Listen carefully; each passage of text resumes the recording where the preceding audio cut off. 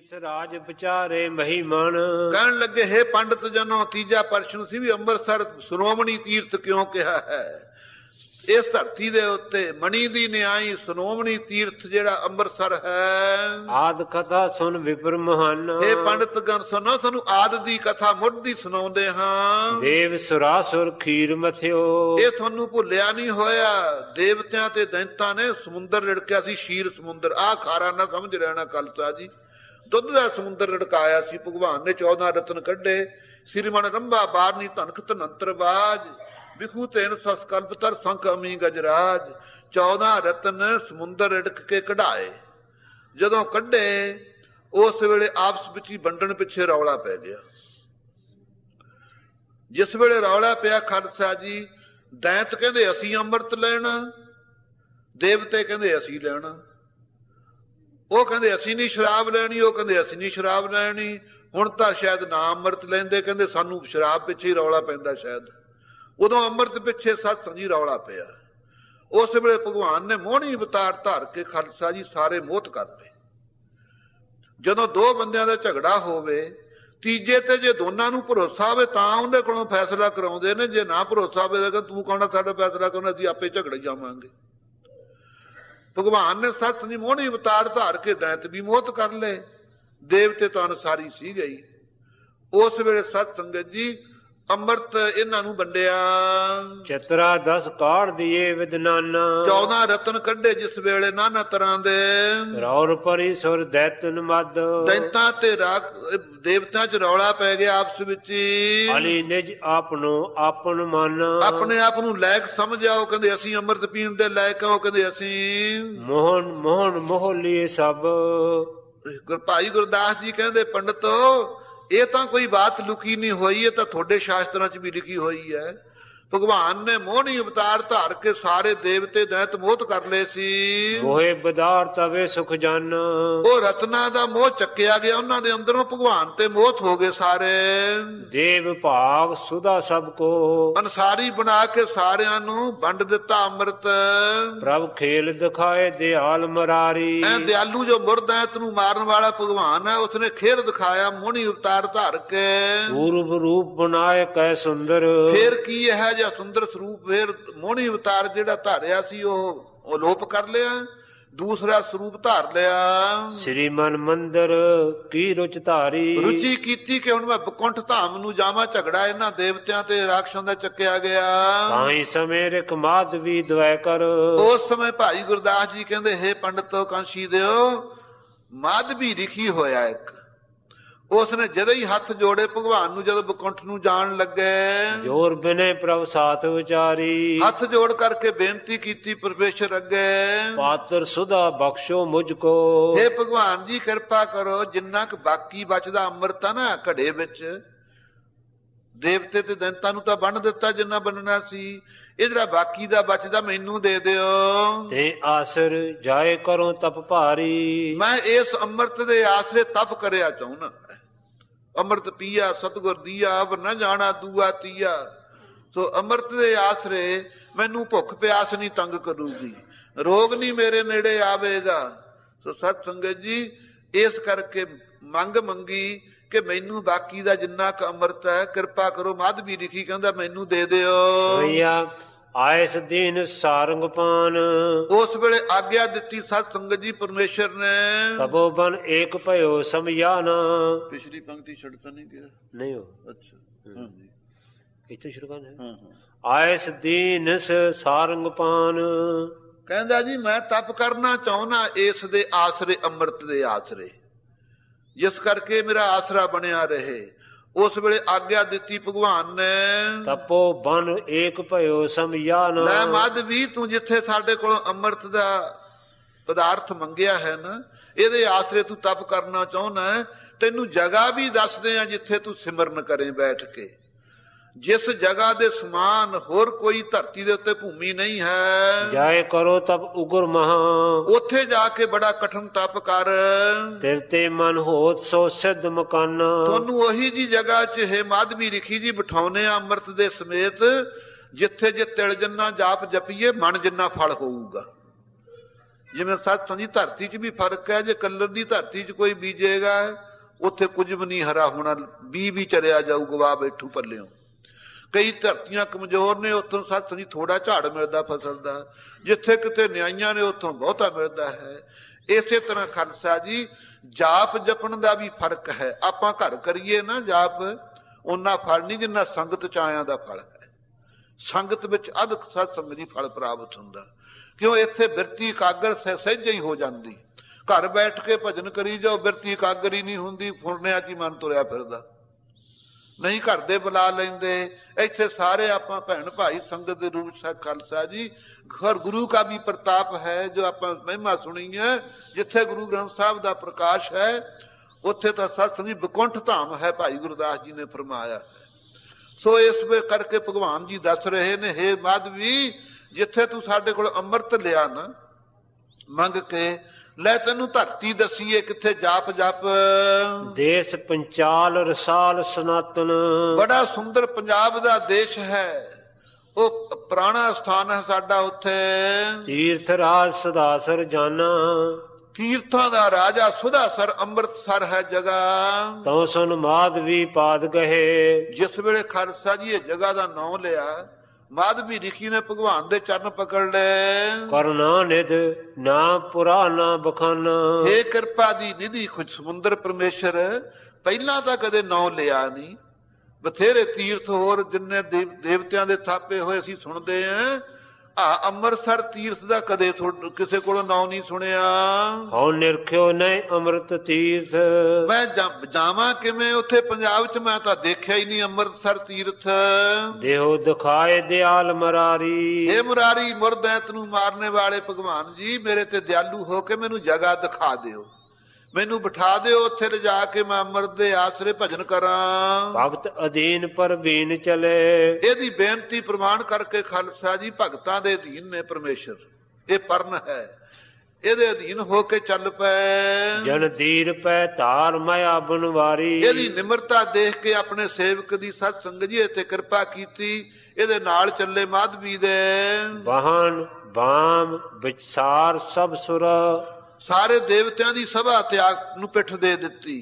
ਇਸ ਤਰ੍ਹਾਂ ਬਾਹਣ ਸੀ ਗਰੜ, ਉਹ ਵੀ ਤਿਆਗ ਦਿੱਤਾ, ਲక్ష్ਮੀ ਦੀ ਪਰਵਾਹ ਨਹੀਂ ਕੀਤੀ। ਬਾਰਜ ਲੋਚਨ ਸ੍ਰੀ ਗਿਰਧਾਰੀ, ਕਬਰ ਸਰੀਖੇ ਨੇਤਰ ਸਤ ਸੰਗਤ ਜੀ, ਜਿਸਨੇ ਦੁਆਪਰ ਦੇ ਅੰਦਰ ਪਹਾੜ ਚੱਕਿਆ ਹੈ, ਗਿਰਧਾਰੀ ਖਵਾਇਆ ਹੈ। ਐਸਾ ਜੋ ਸਰਗੁਣ ਸਰੂਪ ਪਰਮੇਸ਼ਰ ਹੈ, ਉਹ ਸਾਰੇ ਪਦਾਰਥਾਂ ਨੂੰ, ਲక్ష్ਮੀ ਨੂੰ, ਦੇਵਤਿਆਂ ਨੂੰ ਤਿਆਗ ਕੇ ਮਾਧਵੀ ਰਿਖੀ ਨਾਲ ਚੱਲ ਪਏ। ਦੇਖ ਸਭੇ ਸੁਰ ਬ੍ਰਿੰਦ ਯਹ ਵਿਦ, ਇਹ ਵਿਧੀ ਦੇਖ ਕੇ ਨਾ ਸਾਰੇ ਦੇਵਤੇ ਹੈਰਾਨ ਹੋ ਗਏ। ਰੌਰ ਪਰੀ ਚਲਿਓ ਸਭ ਭਾਰੀ, ਦੇਵਤਿਆਂ 'ਚ ਰੌਲਾ ਪੈ ਗਿਆ, ਕਹਿੰਦੇ ਬੜੀ ਸੋਭਾ ਵਾਲਾ ਭਗਵਾਨ ਕੱਲੇ ਰਿਖੀ ਨਾਲ ਹੀ ਤੁਰ ਪਿਆ। ਚੌਪਈ ਸੁਰ ਆਸਰ ਸੰਗ ਆਏ ਸ੍ਰੀ ਬਰ, ਦੇਵਤੇ ਵੀ ਮਗਰੇ ਹੀ ਆ ਗਏ ਖਾਲਸਾ ਜੀ ਲక్ష్ਮੀ ਨੂੰ ਨਾਲ ਲੈ ਕੇ, ਜਿੱਧਰ ਭਗਵਾਨ ਜਾਂਦੇ ਆਪਾਂ ਵੀ ਮਗਰੇ ਹੀ ਚੱਲੀਏ। ਸੁਦਾ ਸਰੋਵਰ ਦੇਖਤ ਭੇਸੁਰ, ਆ ਗਏ ਖਾਲਸਾ ਜੀ ਅੰਮ੍ਰਿਤਸਰ ਸਾਹਿਬ ਵਾਲੀ ਧਰਤੀ ਭੂਮੀ ਤੇ। ਸ੍ਰੀ ਪਤ ਸ੍ਰੀ ਹਰਮੰਦਰ ਰਾਜੈ, ਜਿੱਥੇ ਹਰਮੰਦਰ ਸਾਹਿਬ ਪ੍ਰਕਾਸ਼ ਹੁੰਦਾ ਨਾ ਗੁਰੂ ਗ੍ਰੰਥ ਸਾਹਿਬ ਦਾ, ਇੱਥੇ ਆ ਕੇ ਸਤ ਸੰਗਤ ਜੀ ਚੌਂਕੜਾ ਮਾਰ ਲਿਆ, ਆਪਣਾ ਮੁੱਖ ਕਰ ਲਿਆ। ਦੁੱਖ ਭੰਜਨੀ ਬੇਰੀ ਹੈ ਜਿੱਧਰ ਸਤ ਸੰਗਤ ਜੀ 68 ਘਾਟ ਵੱਲ ਨੂੰ, ਨਾਲ ਹੀ ਆ ਕੇ ਲక్ష్ਮੀ ਬੈਠ ਗਈ। ਰਮਾ ਸਹਿਤ ਸਿੰਘਾਸਨ ਸਾਜੈ, ਐ ਸਿੰਘਾਸਨ ਦੇ ਉੱਤੇ ਸਤ ਸੰਗਤ ਜੀ ਬੈਠ ਕੇ, ਜੇ ਬਕੁੰਠ ਧਾਮ ਦੇ ਅੰਦਰ, ਸ਼ੀਰ ਸਮੁੰਦਰ ਦੇ ਅੰਦਰ ਸ਼ੇਸ਼ਨਾਗ ਦੀ ਸੇਜਾ ਦੇ ਉੱਤੇ ਜਿਵੇਂ ਭਗਵਾਨ ਜੀ ਲక్ష్ਮੀ ਦੇ ਸਮੇਤ ਬਿਰਾਜਦੇ ਨੇ, ਐ ਹਰਮੰਦਰ ਸਾਹਿਬ ਵਿੱਚ ਬਿਰਾਜੇ। ਪੂਰਬ ਮੁਖ ਹਰ ਗਿਰਾ ਉਚਾਰੀ, ਪੂਰਬ ਚੜ੍ਹਦੇ ਵੱਲ ਨੂੰ ਮੁੱਖ ਕਰਕੇ ਬਾਣੀ ਕਹੀ ਭਗਵਾਨ ਨੇ। ਸੁਨ ਮਾਧਵ ਰਿਖ ਬਰਮਾਚਾਰੀ, ਇਹ ਬ੍ਰਹਮਚਾਰੀ ਸੀ ਨਾ ਸਤ ਸੰਗਤ ਜੀ, ਇਹ ਗ੍ਰਸਤੀ ਨਹੀਂ ਸੀ।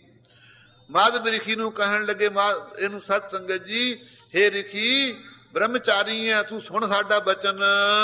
ਇਹ ਸਨਮੁਖ ਦੁਖ ਭੰਜਨ ਮਾਈ, ਆ ਸਾਹਮਣੇ ਦੁੱਖ ਭੰਜਨੀ ਮਾਈ, ਦੁੱਖ ਭੰਜਨੀ ਬੇਰੀ ਹੈ। ਤ੍ਰੇ ਬਦ ਤਾਪ ਹਰਣੀ ਸੁਖਦਾਈ, ਜੋ ਇੱਥੇ ਇਸ਼ਨਾਨ ਕਰੇਗਾ ਆਦੀ ਵਿਆਦੀ ਉਪਾਦੀ ਤਿੰਨੇ ਤਾਪ ਨਾਸ਼ ਕਰਨ ਵਾਲੀ ਹੈ, ਸਾਰੇ ਜੀਵਾਂ ਨੂੰ ਸੁਖ ਦੇਣ ਵਾਲੀ ਹੈ। ਐਵੇਂ ਨਹੀਂ ਖਾਲਸਾ ਜੀ ਦੁੱਖ ਭੰਜਨੀ ਜਾ ਕਰਕੇ ਆਪਾਂ ਇਸ਼ਨਾਨ ਕਰਦੇ। ਮਦ ਮਹਾ ਤੀਰਥ ਮਨ ਰਾਜਾ, ਦੁੱਖ ਭੰਜਨੀ ਤੋਂ ਲੈ ਕੇ ਇੱਥੇ ਹਰ ਕੀ ਪੌੜੀ ਤੱਕ ਇਹ ਸਾਰਾ ਬੜਾ ਭਾਰੀ ਤੀਰਥ ਹੈ। ਇਹ ਮੁਨੀਆਂ ਦੇ ਰਾਜੇ ਮਾਧਵੀ, ਇਹ ਬੜਾ ਪਵਿੱਤਰ ਤੀਰਥ ਹੈ। ਗੋਪ ਪਦਾਰਥ ਮਮ ਉਪਰਾਜਾ, ਇਹ ਪਦਾਰਥ ਗੁਪਤ ਸੀ, ਹਲੇ ਕਿਸੇ ਨੂੰ ਦੱਸਣਾ ਨਹੀਂ ਸੀ, ਤੇਰੇ ਹਿੱਤ ਕਰਕੇ ਦੱਸਿਆ ਹੈ। ਤਨੁਸ਼ ਤਨੁਸ਼ ਪ੍ਰਤ ਸੁਰ ਬੈਠਾ ਰੇ, ਇੱਥੇ ਧਨਖ ਸੱਚ ਜੀ 3 ਹੱਥ ਦਾ ਹੁੰਦਾ ਜਿਹੜਾ ਧਨਖ ਹੁੰਦਾ। ਇੰਨੀ ਜਗ੍ਹਾ ਸਾਰੇ ਦੇਵਤਿਆਂ ਨੂੰ ਅਸੀਂ ਦਿੱਤੀ ਹੈ ਬੈਠਣ ਵਾਸਤੇ। ਅਬ ਅੰਤਰ ਤਿਨ ਕੇ ਅਨੁਸਾਰੇ, ਇਹ ਜਿਤਨਾ ਇੱਥੇ ਜਲ ਸਜੇਗਾ ਜਲ ਦੇ ਵਿੱਚ ਬੈਠਣਗੇ ਉਹ ਆਪਣੀ ਇੱਛਾ ਅਨੁਸਾਰ। ਜਲ ਮੈਂ ਬਸੇ 68 ਤੀਰਥ, 68 ਤੀਰਥ ਵੀ ਆ ਕੇ ਇੱਥੇ ਹੀ ਰਿਹਾ ਕਰਨਗੇ, ਕੱਲੇ ਕੱਲੇ ਤੀਰਥ ਤੇ ਜਾਣ ਦੀ ਲੋੜ ਨਹੀਂ। ਇਸੇ ਕਰਕੇ ਖਾਲਸਾ ਜੀ ਸਿਆਣੇ ਜਿਹੜੇ ਗੁਰਮੁਖ ਗੁਰਸਿੱਖ ਭੇਤੀ ਨੇ ਨਾ, ਉਹ ਪਹਿਲਾਂ ਬਾਹਰ ਇਸ਼ਨਾਨ ਕਰਦੇ ਐ, ਉਸ ਤੋਂ ਬਾਅਦ ਵਾਹਿਗੁਰੂ ਦਾ ਜਾਪ ਜਪਦੇ ਸਣੇ ਕਿ ਅਸੀਂ 5 ਜੁਪੀਆਂ ਸਤ ਸੰਗਤ ਜੀ ਇਸ਼ਨਾਨ ਕਰਦੇ ਮਾਰਦੇ ਨੇ ਦੁੱਖ ਭੰਜਨੀ ਬੇਰੀ ਦੇ ਕਿਨਾਰੇ ਤੇ। ਉਸ ਤੋਂ ਬਾਅਦ ਉੱਥੋਂ ਨਿਕਲ ਕੇ ਸਤ ਸੰਗਤ ਜੀ ਸਾਹਮਣੇ ਬਿਲਕੁਲ ਹਰ ਕੀ ਪੌੜੀ ਦੇ ਥੜੇ ਤੋਂ ਦੂਸਰੇ ਪਾਸੇ ਉੱਥੇ 68 ਘਾਟ ਦਾ ਸਤ ਸੰਗਤ ਜੀ ਮਹਾਤਮਾ ਇਸ਼ਨਾਨ ਕਰਨ ਦਾ। ਉੱਥੇ ਫਿਰ ਸਤ ਸੰਗਤ ਜੀ ਦੁਬਾਰਾ ਫਿਰ 5 ਚੁਬੀਆਂ ਤੇ 5 ਚੂਲੇ ਲੈ ਕੇ ਫਿਰ ਸਤ ਸੰਗਤ ਜੀ ਬਾਹਰ ਨਿਕਲ ਕੇ ਆਪਣੇ ਵਸਤਰ ਬਦਲਦੇ ਹਨ। ਸੋ ਮਹਾਰਾਜ ਦੱਸ ਰਹੇ ਨੇ ਕਿ ਹੇ ਮਾਧਵੀ ਲਿਖੀ 68 ਤੀਰਥ ਵੀ ਇੱਥੇ ਵਸਦੇ ਹਨ। ਇਨਮੇ ਤਰੋ ਸਦਾ ਸੁਰ ਸਮਰੱਥ, ਹੁਣ ਤੂੰ ਇੱਥੇ ਇਹ ਜਿਹੜਾ ਸ਼ਕਤੀਸ਼ਾਲੀ ਅੰਮ੍ਰਿਤ ਦਾ ਘੜਾ ਹੈ ਨਾ, ਇੱਥੇ ਰੱਖ ਲੈ ਹਰ ਕੀ ਪੌੜੀ ਤੇ। ਜਿੱਥੇ ਹਰਮੰਦਰ ਸਾਹਿਬ ਮੱਥਾ ਟੇਕ ਕੇ ਗੁਰੂ ਗ੍ਰੰਥ ਸਾਹਿਬ ਨੂੰ ਆਪਾਂ ਬਾਹਰ ਨਿਕਲ ਕੇ ਚੂੜਾ ਲੈਂਦੇ ਪਿਛਲੇ ਪਾਸੇ, ਉਹ ਸਤ ਸੰਗਤ ਜੀ ਹਰ ਕੀ ਪੌੜੀ ਹੈ, ਉੱਥੇ ਅੰਮ੍ਰਿਤ ਦਾ ਘੜਾ ਟਿਕਾਇਆ। ਇਨ ਟਿਕ ਬੈਠ ਕਰੋ ਤਪ ਭਾਰੀ, ਇੱਥੇ ਬੈਠ ਕੇ ਤਪ ਕਰ ਲੈ, ਜਿਹੜਾ ਤੇਰਾ ਚਾਹ ਲਾ ਲੈ। ਏਮਮ ਸਦਨ ਸਨਾਤਨ ਚਾਰੀ, ਇਹ ਭਗਵਾਨ ਕਹਿਣ ਲੱਗੇ ਮੇਰਾ ਬੜਾ ਸੁੰਦਰ ਬੜਾ ਪ੍ਰਾਤਨ ਘਰ ਹੈ, ਸਭ ਤੇ ਗੋਪਤ ਹੋਏ ਪ੍ਰਗਟਾਇਓ, ਸਾਰਿਆਂ ਤੋਂ ਗੁਪਤ ਹੀ ਰੱਖਿਆ ਹੋਇਆ ਦੇਵਤਿਆਂ ਤੋਂ, ਇਹ ਤੈਨੂੰ ਪ੍ਰਗਟ ਕਰਕੇ ਦੱਸਿਆ। ਯਾ ਤੀਰਥ ਫਲ ਸ੍ਰੀ ਮੁਖ ਗਾਇਓ, ਇਉਂ ਤੀਰਥ ਦਾ ਇਸ ਦਾ ਫਲ ਸੁਭਾਏਮਾਨ ਪਰਮੇਸ਼ਰ ਨੇ ਆਪ ਮੁਖੋਂ ਕਥਨ ਕੀਤਾ ਹੈ। ਪੰਡਤ ਜਨੋ ਭਾਈ ਗੁਰਦਾਸ ਜੀ ਕਹਿ ਰਹੇ ਨੇ ਧਰਮ ਅਰਥ ਕਾਮੂ ਅਰ ਮੋਖੂ, ਧਰਮ ਅਰਥ ਕਾਮ ਮੋਖ 4 ਪਦਾਰਥ ਮੰਨੇ ਹਨ। ਮਨ ਬਚ ਕਰਮ ਅਗ ਕਲ ਹਰ ਦੋਖੂ, 4 ਪਦਾਰਥ ਮਿਲਦੇ ਨੇ। ਇਸੇ ਤਰ੍ਹਾਂ ਮਨ ਬਾਣੀ ਸਰੀਰ ਦੇ ਸਤ ਸੰਗਤ ਜੀ ਜਿਹੜੇ ਪਾਪ ਨੇ ਨਾ, ਮਨ ਦੇ ਪਾਪ ਨੇ ਬੁਰਾ ਚਿਤਵਣਾ ਕਿਸੇ ਦਾ, ਵਿਕਾਰ ਚਿਤਵਣਾ, ਧੀ ਭੈਣ ਦੇ ਸਾਂਝੀ ਨਾ ਹੋਣਾ, ਇਹ ਮਨ ਦੇ ਪਾਪ ਨੇ। ਤੇ ਸਤ ਸੰਗਤ ਜੀ ਬਾਣੀ ਦੇ ਪਾਪ ਨੇ ਰਸਨਾ ਦੇ ਨਾਲ ਗਾਲਾਂ ਕੱਢਣੀਆਂ, ਨਿੰਦਿਆ ਚੁਗਲੀ ਕਰਨੀ, ਇਤਾਦ ਕੇ ਬਾਣੀ ਦੇ ਪਾਪ ਨੇ। ਤਨ ਦੇ ਪਾਪ ਤਾਂ ਆਪਾਂ ਜਾਣਦੇ ਹੀ ਨੇ ਸਤ ਸੰਗਤ ਜੀ, ਕਿਵੇਂ ਗਰੀਬ ਦਾ ਗਲਾ ਘੁੱਟੀ ਜਾਣਾ, ਕੋਈ ਤਲਵਾਰ ਦੇ ਨਾਲ ਗਲਾ ਘੁੱਟ ਦੇਵੇ, ਕੋਈ ਕਲਮ ਦੇ ਨਾਲ ਕਲਮਾਂ ਨਾਲ ਵੀ ਘੁੱਟ ਦਿੰਦੇ ਖਾਲਸਾ ਜੀ। ਸੋ ਐਸੇ ਜਿਹੜੇ ਮਨ ਤਨ ਦੇ ਪਾਪ ਨੇ ਉਹ ਸਭ ਲੈ ਜਾਂਦੇ ਇੱਥੇ।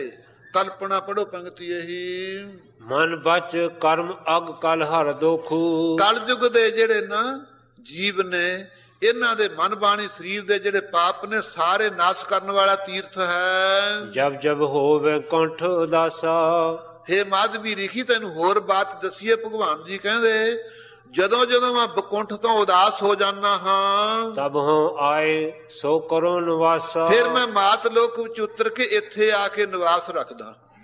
ਇਹ ਅੰਮ੍ਰਿਤਸਰ ਸਾਹਿਬ ਵਾਲੇ ਸਥਾਨ ਤੇ ਇਹ ਤੀਰਥ ਮਮ ਦੇਹ ਸਰੂਪਾ, ਹੇ ਮਾਧਵੀ ਲਿਖੀ ਇਹ ਜਿਹੜਾ ਤੀਰਥ ਹੈ ਇਹ ਮੇਰੀ ਦੇਹ ਹੈ।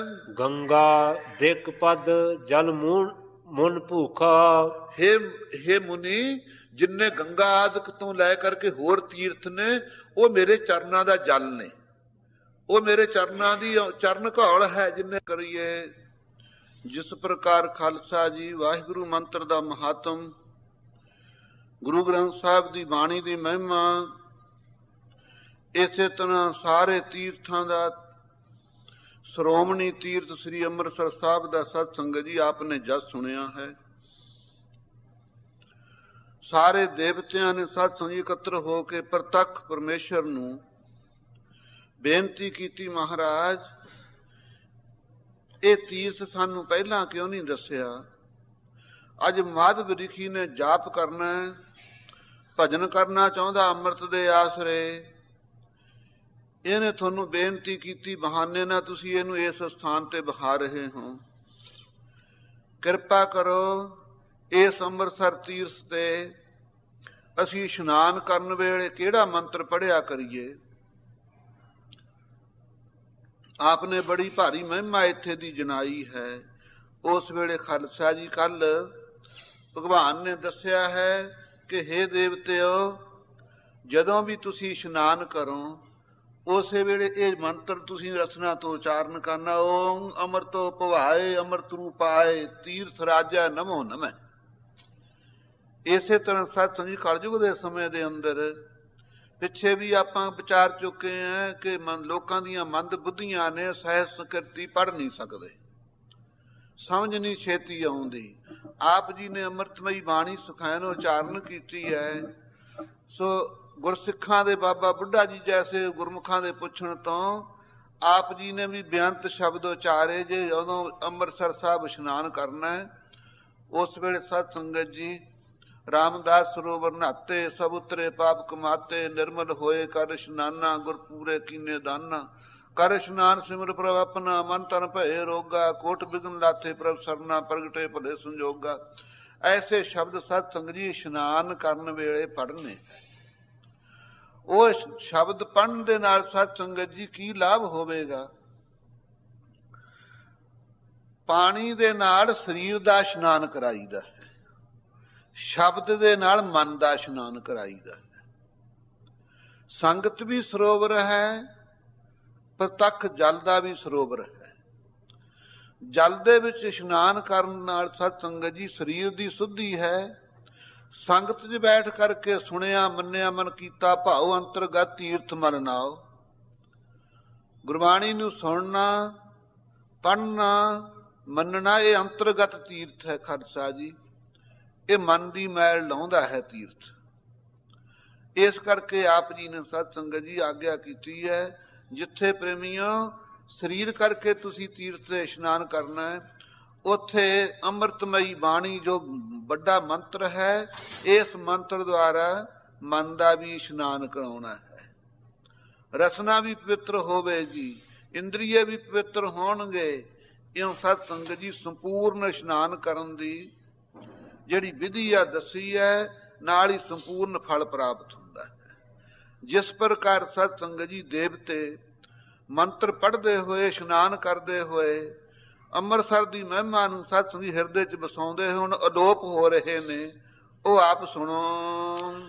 ਚੌਪਈ ਅੰਮ੍ਰਿਤ ਕਲਾ ਮੰਤਰ ਇਹੋ ਕਹੀਏ। ਭਗਵਾਨ ਜੀ ਕਹਿਣ ਲੱਗੇ ਦੇਵਤਿਓ, ਇਹ ਅੰਮ੍ਰਿਤ ਦੀ ਕਲਾ ਇੱਥੇ ਵਰਤ ਰਹੀ ਹੈ। ਆਪਾਂ ਪ੍ਰਤੱਖ ਦੇਖਦੇ ਹਾਂ, ਕੋਈ ਘੜੀ ਕੋਈ ਮਿੰਟ ਹੈ ਜਦੋਂ ਉੱਥੇ ਨਾਮ ਨਹੀਂ ਜਪਿਆ ਜਾਂਦਾ। ਕੀਰਤਨ ਦੀਆਂ ਧੁਨੀਆਂ ਸਤ ਸੰਗਤ ਜੀ ਉੱਠਦੀਆਂ, ਸਭ ਤੋਂ ਉੱਤਮ ਸਤ ਸੰਗਤ ਜੀ ਨਾਮ ਹੀ ਅੰਮ੍ਰਿਤ ਹੈ। ਮਹਾ ਗੋਪ ਵੱਡ ਭਾਗਣ ਲਈਏ। ਬਹੁਤਾ ਹੀ ਗੁਪਤ ਸੀ, ਵੱਡੇ ਭਾਗਾਂ ਨਾਲ ਤੁਹਾਨੂੰ ਪ੍ਰਾਪਤ ਹੋਇਆ ਹੈ। ਇਹ ਸੁਣ ਮਜਨ ਕਰਨੇ ਲਾਗੇ। ਇਹ ਸੁਣ ਕੇ ਨਾਲੇ ਮੰਤਰ ਪੜ੍ਹਦੇ ਨੇ, ਨਾਲੇ ਦੇਵਤੇ ਇਸ਼ਨਾਨ ਕਰਨ ਲੱਗ ਗਏ। ਸਰਵ ਦੇਵ ਤੀਰਥ ਜਸ ਪਾਗੇ। ਸਾਰੇ ਦੇਵਤੇ ਪ੍ਰੇਮ ਵਿੱਚ ਭਿੱਜ ਗਏ, ਤੀਰਥ ਵਿੱਚ ਇਸ਼ਨਾਨ ਕਰਦੇ ਨੇ। ਕਮਲਾ ਦਿਕ ਵਿਦ ਸ਼ਿਵ ਸੰਗ ਬਾਮਾ। ਵਿਸ਼ਨੂੰ ਸ਼ਿਵ ਜੀ ਬ੍ਰਹਮਾ ਘਰ ਵਾਲੀਆਂ ਦੇ ਸਮੇਤ ਆਏ ਹਨ। ਸਭ ਅੰਮ੍ਰਿਤ ਮੈਂ ਭੈ ਸੁਦਾਮਾ। ਸੋ ਅੰਮ੍ਰਿਤਸਰ ਸਰੋਵਰ ਸਾਰੇ ਅੰਮ੍ਰਿਤ ਰੂਪ ਹੀ ਹੋ ਗਏ ਖਾਲਸਾ ਜੀ। ਇੰਨਾ ਭਿੱਜ ਗਏ ਜਸ ਦੇ ਵਿੱਚ, ਪ੍ਰੇਮ ਦੇ ਵਿੱਚ ਇਸ਼ਨਾਨ ਕਰਦੇ ਕਰਦੇ ਜਲ ਦਾ ਰੂਪ ਹੀ ਧਾਰ ਗਏ। ਇਤਨਾ ਭਾਵਨਾ ਨਾਲ ਇਹਨਾਂ ਨੇ ਇੱਥੇ ਤੀਰਥ ਯਾਤਰਾ ਕੀਤੀ ਦੇਵਤਿਆਂ ਨੇ। ਨਿਰਖ ਮਾਧਵੀ ਬਿਸਮੈ ਭਇਓ। ਮਾਧਵੀ ਲਿਖੀ ਦੇਖ ਕੇ ਹੈਰਾਨ ਹੋ ਗਿਆ, ਕਹਿੰਦਾ ਹੇ ਭਗਵਾਨ, ਦੇਵਤੇ ਕਿੱਧਰ ਚਲੇ ਗਏ? ਇੰਨੇ ਦੇਵਤੇ ਇਸ਼ਨਾਨ ਕਰ ਰਹੇ ਸੀ। ਕਹਿਓ ਭੂਰ ਅਮਰਾ ਕਿਤ ਗਇਓ। ਮਾਧਵੀ ਕਹਿਣ ਲੱਗਾ ਬਹੁਤੇ ਸਾਰੇ ਦੇਵਤੇ ਗਏ ਕਿੱਥੇ? ਸ੍ਰੀ ਪ੍ਰਭ ਬਹੁਰ ਸੰਬੋਧਨ ਕੀਨਾ। ਉਸ ਵੇਲੇ ਪ੍ਰਭੂ ਨੇ ਸਤ ਸੰਗਤ ਜੀ ਸਮਝਾਉਣਾ ਕੀਤਾ ਮਾਧਵੀ ਲਿਖੀ ਨੂੰ, ਇਹ ਤੀਰਥ ਮੈਂ ਭਏ ਪਰਬੀਨਾ। ਹੇ ਮਾਧਵੀ, ਇਸ ਵੇਲੇ ਇਹਨਾਂ ਦੀ ਸ਼ਰਧਾ ਨੇ ਇਹਨਾਂ ਨੂੰ ਇੱਥੇ ਅੰਮ੍ਰਿਤਸਰ ਵਿੱਚ ਲੀਨ ਕਰ ਦਿੱਤਾ ਹੈ। ਜਿਨ ਪ੍ਰੇਮ ਕੀਓ ਤਨ ਹੀ ਪ੍ਰਭ ਪਾਇਓ। ਪਰਮੇਸ਼ਰ ਦੇ ਸਤ ਸੰਗਤ ਜੀ ਪਾਉਣ ਦੀ ਨਿਸ਼ਾਨੀ ਕੀ ਹੈ? ਜਿਹਨੂੰ ਵਾਹਿਗੁਰੂ ਮਿਲ ਜੇ ਨਾ, ਉਹ ਵਾਹਿਗੁਰੂ ਤੋਂ ਫਿਰ ਵੱਖਰਾ ਨਹੀਂ ਰਹਿੰਦਾ। ਜਿਹੜੇ ਦਰਿਆ ਨੂੰ ਸਮੁੰਦਰ ਮਿਲ ਜੇ, ਫਿਰ ਉਹ ਦਰਿਆ ਨਹੀਂ ਰਹਿੰਦਾ, ਸਮੁੰਦਰ ਦਾ ਰੂਪ ਧਾਰ ਜਾਂਦਾ। ਸਾਲਾਹੀ ਸਾਲਾਹੇ ਤੀ ਸੁਰਤ ਨਾ ਪਾਈਆ, ਨਦੀਆਂ ਤੇ ਵਾਪ ਵੈ ਸਮੁੰਦ ਨਾ ਜਾਣੀਆਂ। ਸਿੱਧ ਕਹਿੰਦੇ ਮਹਾਰਾਜ ਗੁਰੂ ਨਾਨਕ ਦੇਵ ਜੀ ਨੂੰ ਕਿੰਨਾ ਚਿਰ ਸਿਫਤ ਕਰੀਏ ਵਾਹਿਗੁਰੂ ਦੀ, ਕੋਈ ਹੈ ਸਮਾਂ ਸੀਮਤ। ਮਹਾਰਾਜ ਕਹਿਣ ਲੱਗੇ ਸਾਲਾਹੀ ਸਾਲਾਹੇ, ਸੁਣਾਉਣ ਵਾਲੇ ਹੋਣ ਕਰਕੇ ਸੁਣਾਉਂਦੇ ਰਹੋ ਵਾਹਿਗੁਰੂ ਨੂੰ। ਇਤੀ ਸੁਰਤ ਨਾ ਪਾਈ ਆ, ਜਿੰਨਾ ਚਿਰ ਤੁਹਾਡੀ ਸੁਣਾਉਣ ਵਾਲੀ ਸਿਫਤ ਕਰਨ ਵਾਲੀ ਸੁਰਤੀ ਆ ਨਾ, ਉਹ ਇਤੀ ਨਾ ਹੋ ਜਾਵੇ, ਇਹਦਾ ਭਾਵ ਨਾ ਹੋ ਜਾਵੇ, ਸਮਾਪਤ ਨਾ ਹੋ ਜਾਵੇ। ਜਿਹੜੀ ਸੁਰਤੀ ਬਿਰਤੀ ਤੇ ਹੁੰਦੀ ਹੈ, ਤੇ ਹੋਣਾ ਤਾਂ ਸਤਸੰਗ ਜੀ ਸੁਰਤੀ ਨਹੀਂ ਆ ਨਾ, ਰਸਨਾ ਤਾਂ ਬੋਲੀ ਜਾਵੇ ਜੀ, ਧਿਆਤਾ ਧਿਆਨ ਤੇ ਦੀ ਤੁਰਕੜੀ ਦੇ ਅੰਦਰ ਤਾਂ ਸਤਸੰਗ ਜੀ ਸੁਰਤੀ ਬਿਰਤੀ ਨਹੀਂ ਆਉਣਾ। ਸੋ ਜਿੰਨਾ ਚਿਰ ਉਹ ਇਤੀ ਨਹੀਂ ਹੋ ਜਾਂਦੀ, ਸੁਰਤੀ ਧਿਆਉਂਦੀ ਧਿਆਉਂਦੀ, ਕਹਿੰਦੇ ਜੀ ਕਿਵੇਂ ਖਤਮ ਹੋਊਗੀ, ਇਤੀ ਹੋਊਗੀ। ਕਹਿੰਦੇ ਨਦੀਆਂ ਤੇ ਵਾਹ ਪਵੈ ਸਮੁੰਦ ਨਾ ਜਾਣੀਆਂ। ਨਦੀਆਂ ਤੇ ਵਾੜੇ ਚੋਏ ਹਨ, ਜਦੋਂ ਪੈ ਜਾਂਦੇ ਨੇ ਸਮੁੰਦਰ 'ਚ ਨਾ ਜਾਣੀਆਂ, ਜਾਣੇ ਨਹੀਂ ਜਾਂਦੇ ਵੀ ਆਹ ਨਦੀ ਹੈ, ਆਹ ਵਾੜਾ ਹੈ, ਸਮੁੰਦਰ ਹੀ ਸਮੁੰਦਰ ਦੀਂਦਾ ਹੈ। ਇਸੇ ਤਰ੍ਹਾਂ ਵਾਹਿਗੁਰੂ ਦੀ ਭਗਤੀ ਦਾ ਫਲ ਇਹ ਹੈ ਕਿ ਆਪਣਾ ਆਪ ਮਿਟ ਜਾਣਾ, ਵਾਹਿਗੁਰੂ ਦੇ ਰੂਪ 'ਚ ਲੀਨ ਹੋ ਜਾਣਾ। ਸੋ ਸਤ ਸੰਗਤ ਜੀ, ਅੱਜ ਧਾ ਭਾਵਨਾ ਦੇ ਨਾਲ ਦੇਵਤਿਆਂ ਨੇ ਅੰਮ੍ਰਿਤਸਰ 'ਚ ਇਸ਼ਨਾਨ ਕੀਤਾ। ਜਲ ਕਾ ਜਲ ਹੁਆ ਰੋ ਰਾਮ, ਸੂਰਜ ਕਿਰਨ ਮਿਲੇ। ਜਿਵੇਂ ਸੂਰਜ ਦੀ ਸਤਸੰਗੀ ਕਿਰਨ ਜਿਸ ਵੇਲੇ ਮਿਲਦੀ ਆ ਬਰਫ਼ ਨੂੰ, ਜਲ ਤੋਂ ਹੀ ਬਰਫ਼ ਬਣੀ ਹੁੰਦੀ ਹੈ, ਜਲ ਦਾ ਜਲ ਹੀ ਉਸ ਦਾ ਰੂਪ ਧਾਰ ਜਾਂਦੀ ਹੈ। ਇਸੇ ਤਰ੍ਹਾਂ ਸੂਰਜ ਦੀ ਕਿਰਨ ਤਾਂ ਬਰਫ਼ ਨੂੰ ਮਿਲੀ, ਤਾਂ ਜਲ ਦਾ ਜਲ 'ਚ ਮਿਲ ਗਈ। ਉਧਰ ਪਰਮੇਸ਼ਰ ਦੀ ਗਿਆਨ ਦੀ ਕਿਰਨ ਮਿਲੀ, ਖਾਲਸਾ ਹੀ ਸੂਰਜ ਰੂਪ ਬ੍ਰਹਮ ਹੈ। ਉਪਮਾ ਨਹੀਂ ਆਉਂਦੀ, ਸਤਿਗੁਰ ਨਾਨਕ ਪ੍ਰਗਟਿਆ, ਮਿੱਟੀ ਧੁੰਦ ਜਗ ਚਾਨਣ ਹੋਆ। ਜਿਉਂ ਕਰ ਸੂਰਜ ਨਿਕਲਿਆ, ਤਾਰੇ ਛੁਪੇ ਅੰਧੇਰ ਫੁਲੋਆ। ਜਿਵੇਂ ਸੂਰਜ ਪ੍ਰਗਟ ਹੁੰਦਾ, ਐ ਗੁਰੂ ਨਾਨਕ ਦੇਵ ਜੀ ਪ੍ਰਗਟ ਹੋਏ। ਸੂਰਜ ਕਿਰਨਾਂ ਛੱਡਦਾ ਹੈ, ਸਤਿਗੁਰੂ ਜੀ ਗਿਆਨ ਦੀਆਂ ਕਿਰਨਾਂ ਛੱਡਦੇ। ਉਹ ਗਿਆਨ ਦੀਆਂ ਕਿਰਨਾਂ ਜਿਸ ਵੇਲੇ ਸਤਿਸੰਗ ਜੀ ਦੇਵਤਿਆਂ ਤੇ ਪਈਆਂ ਨੇ, ਦੇਵਤਿਆਂ ਦਾ ਦੇਵਤਾਪੁਣਾ ਚੱਕਿਆ ਗਿਆ, ਔਰ ਜਲ ਦੇ ਵਿੱਚ ਅਭੇਦ ਹੋ ਗਏ। ਜਿਸ ਵੇਲੇ ਪੁੱਛਿਆ ਮਾਧਵੀ ਨੇ, ਭਗਵਾਨ ਜੀ ਕਹਿਣ ਲੱਗੇ ਦੇਵਤੇ ਇੱਥੇ ਲੀਨ ਹੋ ਗਏ ਜਲ ਵਿੱਚ। ਤਬ ਫਿਰ ਮਨ ਪੁੱਟ ਅੰਜਲ ਜੋਰੇ, ਉਸ ਵੇਲੇ ਹੱਥ ਜੋੜੇ ਸਤਿਸੰਗ ਜੀ ਮਾਧਵੀ ਮੁਨੀ ਨੇ, ਕਹਿਓ ਭਵਿਖਤ ਕਥਾ ਬਹੋਰੇ। ਕਹਿੰਦੇ ਜੀ ਕਿਰਪਾ ਕਰੋ ਭਗਵਾਨ ਜੀ, ਮੈਨੂੰ ਭਵਿਖਤ ਦੀ ਕਥਾ ਦੱਸੋ। ਹੁਣ ਅਗਲੇ ਸਮੇਂ 'ਚ ਤੁਸੀਂ ਕੀ ਕਰੋਗੇ? ਜਿਮ ਕਰ ਹੋ ਜੁਗ ਆਗਲ ਮਾਹੀ। ਹੁਣ ਤਾਂ ਹੈ ਸਤਜੁਗ ਆਰੰਭ ਹੋ ਰਿਹਾ, ਅੱਗੇ ਤ੍ਰੇਤੇ ਦੁਆਪਰ ਜੋ ਕਲਯੁਗ ਦੇ ਵਿੱਚ ਤੁਸੀਂ ਕਿਵੇਂ ਮਹਾਰਾਜ ਵਰਤੋਗੇ? ਸੋ ਵਰਨੋ ਪ੍ਰਭ ਸਭ ਮੋਹ ਪਾਹੀ। ਉਹ ਮੇਰੇ ਪਾਸ ਸਾਰਾ ਵਰਣਨ ਕਰ ਦਿਓ। ਤਬ ਤਰ ਲੋਕਪਤ ਬਚਨ ਬਖਾਨੇ। ਤਰਲੋਕੀ ਪਤੀ ਪਰਮੇਸ਼ਰ ਨੇ ਉਸ ਵੇਲੇ ਬਚਨ ਕਹੇ, ਉਹਨੂੰ ਉਪਕਾਰ ਹੇਤ ਮਨ ਮਾਨੇ। ਪਰ ਪਰਮੇਸ਼ਰ ਦਾ ਪਰਉਪਕਾਰ ਕਰਨ ਵਾਸਤੇ ਮਨ ਮੰਨਿਆ ਕਿ ਦੱਸ ਦਈਏ ਅਸੀਂ ਅਗਲੇ ਬਾਅਦ ਸਮੇਂ 'ਚ ਕੀ ਕਰਾਂਗੇ। ਤ੍ਰੇਤਾ ਮਾਹੇ ਹੋਏ ਹਮ ਰਾਮਾ। ਭਗਵਾਨ ਜੀ ਕਹਿਣ ਲੱਗੇ ਤ੍ਰੇਤੇ ਵਿੱਚ ਅਸੀਂ ਰਾਮਚੰਦਰ ਰੂਪ ਹੋਵਾਂਗੇ। ਸੋ ਖਾਲਸਾ ਜੀ, ਭਾਵੇਂ ਕੋਈ ਕਹਿੰਦਾ ਮੈਂ ਤਾਂ ਨਹੀਂ ਰਾਮਚੰਦਰ ਨੂੰ ਮੰਨਦਾ, ਉਹ ਕਹਿੰਦਾ ਮੈਂ ਨਹੀਂ ਕ੍ਰਿਸ਼ਨ ਨੂੰ ਮੰਨਦਾ, ਉਹ ਕਹਿੰਦਾ ਮੈਂ ਗੁਰੂ ਨਾਨਕ ਦੇਵ ਜੀ ਨੂੰ ਮੰਨਦਾ। ਕਈ ਸਾਡੇ ਭਰਾ ਵੀ ਐਸੇ ਨੇ, ਜੇ ਉਹਨਾਂ ਨੂੰ ਕਹੀਏ ਤੁਸੀਂ ਅੰਮ੍ਰਿਤ ਛਕ ਲਓ, ਕਹਿੰਦਾ ਮੈਂ ਕੋਈ 10ਵੇਂ ਪਾਤਸ਼ਾਹ ਦਾ ਸਿੱਖ ਵਾਂ, ਮੈਂ ਤਾਂ ਕਹਿੰਦਾ ਗੁਰੂ ਨਾਨਕ ਦੇਵ ਜੀ ਦਾ ਸਿੱਖ ਵਾਂ। ਇਹੀਆਂ ਜੀ ਅੜੀਚਾਂ ਕਰਨ ਵਾਲੇ ਵੀ ਬਹੁਤ ਨੇ, ਬਈ ਗੁਰੂ ਨਾਨਕ ਦੇਵ ਜੀ ਨੇ ਕਿਹੜਾ ਕਛਹਿਰਾ ਪਾਇਆ ਸੀ। ਇਹੋ ਜਿਹੇ ਮਨਮਤੀਏ ਵੀ ਹੈ ਖਾਲਸਾ ਜੀ। ਇਸ ਕਰਕੇ ਪ੍ਰੇਮੀ ਜਨੋ, ਗੁਰਬਾਣੀ ਦੀ ਗਵਾਹੀ ਤਾਂ ਇਹ ਹੈ, ਸਤਜੁਗ ਤੈ ਮਾਣਿਓ ਛਲਿਓ ਬਲ ਬਾਵਨ ਭਾਇਓ।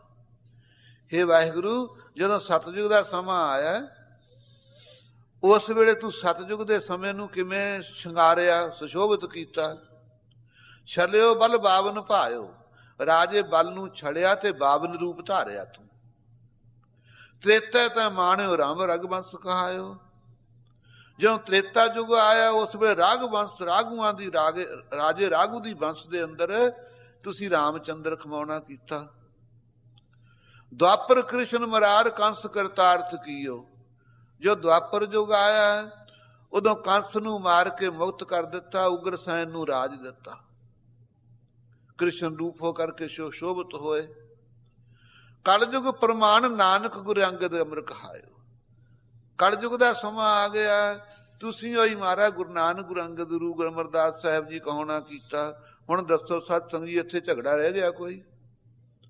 ਇਹ ਆਪਾਂ ਗੁਰਬਾਣੀ ਵਿਚਾਰੀ ਹੈ। ਇਸ ਕਰਕੇ ਧਾਰਮਿਕ ਲਾਈਨ ਵਿੱਚ ਦੁਆਇਤ ਨਹੀਂ, ਲੋਕ ਪੱਖ ਆਪੋ ਆਪਣੇ ਪੱਖ ਬੰਨ ਕੇ ਲੜਦੇ ਨੇ, ਉਹਦੇ 'ਚ ਕੋਈ ਖੱਟਣ ਨੂੰ ਨਹੀਂ। ਇੰਨਾ ਜ਼ਰੂਰ ਹੈ, ਬੱਚਿਆਂ ਨੂੰ ਪੁੱਛੋ ਵੀ ਤੁਹਾਡਾ ਬਾਪ ਨਾਲ ਪਿਆਰ ਹੈ ਕਿ ਦਾਦੇ ਨਾਲ? ਦਾਦੀ ਨਾਲ ਪਿਆਰ ਹੈ ਕਿ ਮਾਂ ਨਾਲ? ਮਾਂ ਨਾਲ ਜ਼ਿਆਦਾ ਹੁੰਦਾ, ਦਾਦੀ ਨਾਲ ਘੱਟ ਹੁੰਦਾ। ਇਸੇ ਤਰ੍ਹਾਂ ਉਹਨਾਂ ਯੁਗਾਂ ਦੇ ਜਿਹੜੇ ਅਵਤਾਰ ਸੀ ਉਹ ਸੱਚ ਨਹੀਂ, ਸਤਿਕਾਰਯੋਗ ਨੇ, ਉਹਨਾਂ ਦੀ ਨਿੰਦਿਆ ਨਹੀਂ ਕਰਨੀ, ਲੇਕਿਨ ਪੂਜਨ ਆਪਣਾ ਆਪਣੇ ਪਿਤਾ ਗੁਰੂ ਗੋਬਿੰਦ ਸਿੰਘ ਗੁਰੂ ਨਾਨਕ ਦੇਵ ਜੀ ਦਾ ਹੀ ਕਰਨਾ। ਜਿਸ ਸਮੇਂ ਜਿਹੀ ਜੀ ਸਿੱਖਿਆ ਦਿੱਤੀ ਹੈ ਉਹੀ ਜੀ ਮੰਨਣੀ ਹੈ।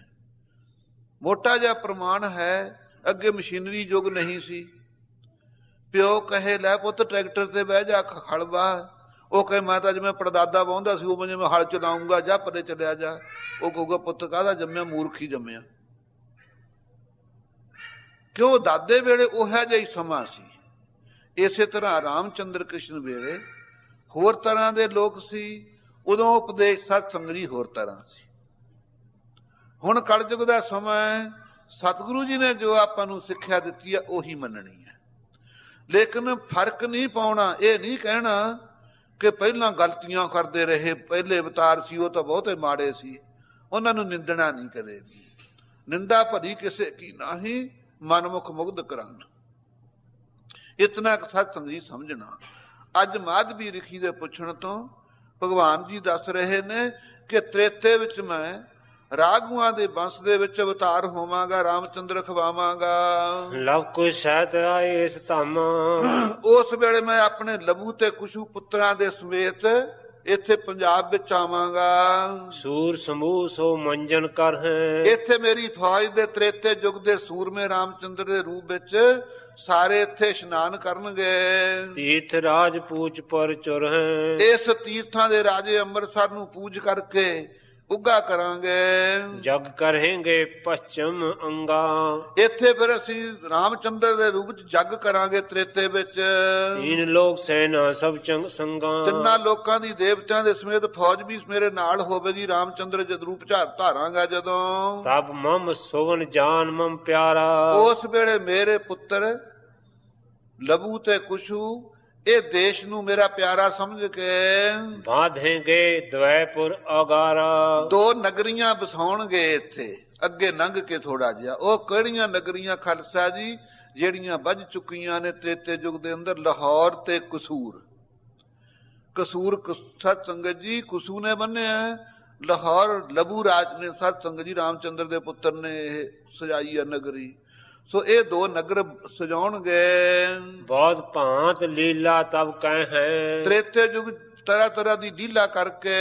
ਸਿੰਧ ਖੇਤਰ ਕੋ ਮਾਰ ਸੋ ਦੈ ਹੈ, ਇਹ ਅੰਮ੍ਰਿਤਸਰ ਤੀਰਥ ਦਾ ਮੈਂ ਸਤਿਕਾਰ ਕਰਾਂਗਾ, ਮਾਣ ਦੇਵਾਂਗਾ ਇਸ ਨੂੰ। ਦੁਆਪਰ ਕ੍ਰਿਸ਼ਨ ਜਦਨ ਮੈਂ ਹੋਈ, ਦੁਆਪਰ ਯੁੱਗ ਆਊਗਾ ਹੇ ਮਾਧਵ ਰਿਖੀ, ਫਿਰ ਯਾਦਵਾਂ ਦੇ ਵਿੱਚ ਕ੍ਰਿਸ਼ਨ ਰੂਪ ਧਾਰੂੰਗਾ ਮੈਂ। ਤ੍ਰਿਭੁਵਨ ਮਾਏ ਫਿਰੇ ਮਮ ਦੋਹੀ, ਤਿੰਨਾਂ ਲੋਕਾਂ 'ਚ ਮੇਰੀ ਦੋਹੀ ਫਿਰੇਗੀ, ਜੈ ਜੈਕਾਰ ਹੋਵੇਗੀ। ਹਰੇ ਕ੍ਰਿਸ਼ਨ ਕ੍ਰਿਸ਼ਨ ਕ੍ਰਿਸ਼ਨ ਹਰੇ ਹਰੇ, ਹਰੇ ਰਾਮ ਰਾਮ ਰਾਮ ਹਰੇ ਹਰੇ।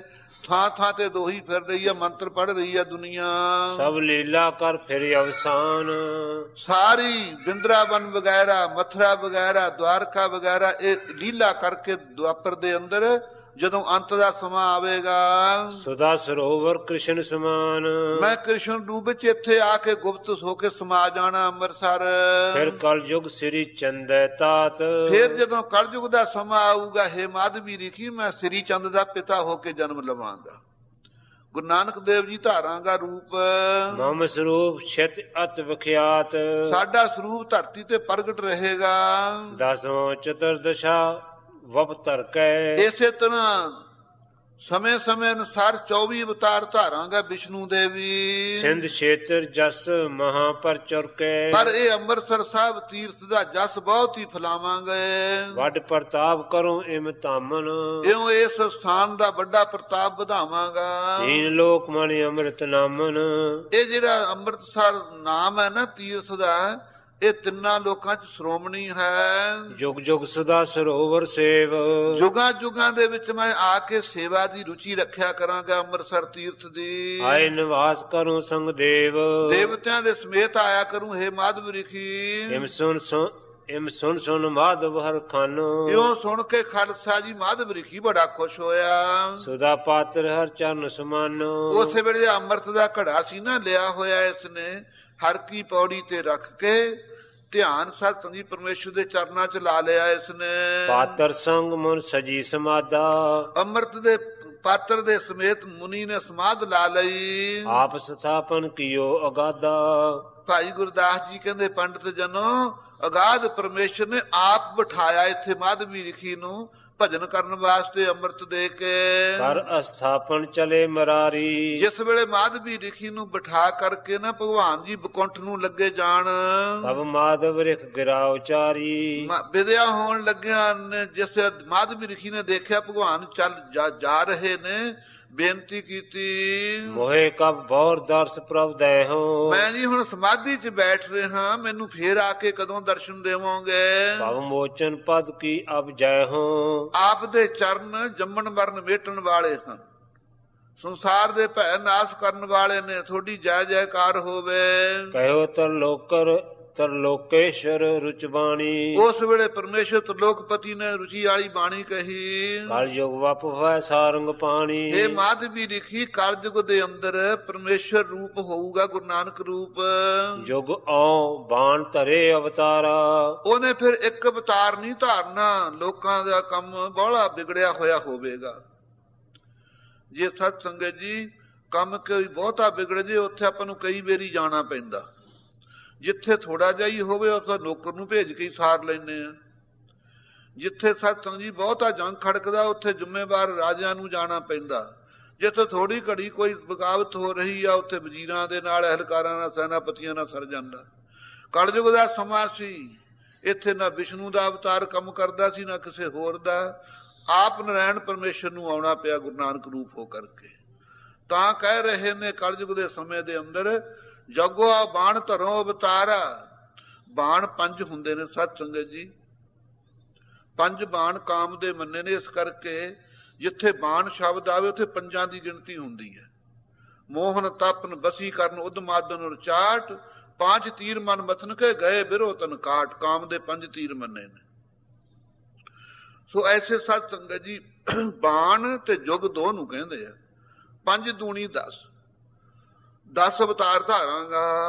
ਤਬ ਤੁਮ ਕੋ ਦੈ ਹੋ ਦਰਸਾਰਾ, ਉਸ ਵੇਲੇ ਤੈਨੂੰ ਇੱਥੇ ਆ ਕੇ ਦਰਸ਼ਨ ਦੇਵਾਂਗੇ ਅਸੀਂ। ਸੋ ਖਾਲਸਾ ਜੀ ਇਹ 10 ਰੂਪ ਗੁਰੂ ਦਸੇ ਪਾਤਸ਼ਾਹੀਆਂ ਹੋਈਆਂ। ਜੇ ਗੁਰੂ ਨਾਨਕ ਦੇਵ ਜੀ ਨੇ ਸਤ ਸੰਗਤ ਜੀ ਜਿੱਥੇ ਬਾਬਾ ਬੁੱਢਾ ਸਾਹਿਬ ਜੀ ਦੀ ਬੇਰ ਹੈ, ਮਹਾਂਪੁਰਖ ਵੀ ਦੱਸਿਆ ਕਰਦੇ, ਇੱਥੇ ਚਰਨ ਪਾਏ ਨੇ। ਪਹਿਲਾਂ ਪ੍ਰੇਮ ਦੀ ਖਿੱਚ ਕਰਕੇ ਗੁਰੂ ਅੰਗਦ ਦੇਵ ਜੀ ਸਤ ਸੰਗਤ ਜੀ ਇੱਥੋਂ ਚੱਲ ਪਏ ਦਰਸ਼ਨ ਕਰਨ ਕਰਤਾਰਪੁਰ। ਉਧਰ ਮਹਾਰਾਜ ਦੇ ਪ੍ਰੇਮ ਦੇ ਖਿੱਚੇ ਕਰਤਾਰਪੁਰ ਤੋਂ ਚੱਲ ਪਏ ਬਾਬਾ ਬੁੱਢਾ ਜੀ ਦੀ ਬੇਰ ਵਾਲੇ ਥਾਂ ਆਪ ਜੀ ਮਿਲੇ ਨੇ, ਇੱਥੇ ਬਚਨ ਵਿਲਾਸ ਹੋਏ ਨੇ।